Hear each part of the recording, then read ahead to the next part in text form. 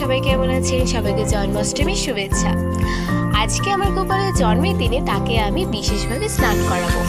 এজন্য লাগবে বিশেষ কিছু উপকরণ। তাই প্রথমেই লাগবে মিষ্টি দই। এই বিশেষ উপকরণ সমূহ কিন্তু আজকে অতীব জরুরি। এই সমস্ত উপকরণ দিয়ে আজকে গোপালকে স্নান করাতে হবে। মিষ্টি দইয়ের পর কিন্তু লাগবে গোলাপ জল। গোলাপ জলের পরে লাগবে মধু।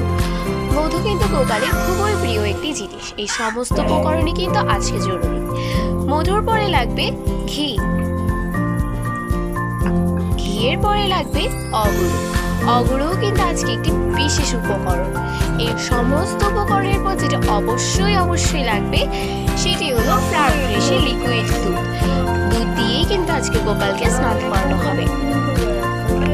এই সমস্ত উপকরণকে একত্রিত করে আমি আজ আমার গোপালকে স্নান করাবো। তাই প্রথমে ঘি দিয়ে মাখিয়ে দিলাম আমার গোপাল সোনাদের। তারপর মধু দিয়ে দিলাম। তারপর মিষ্টি দই দিয়ে আগে স্নান করিয়ে দিলাম। এরপর একটি পাত্রে দুধ আর গোলাপ জল মিক্স করে আমার গোপালদের মাথায় ঢেলে দিলাম।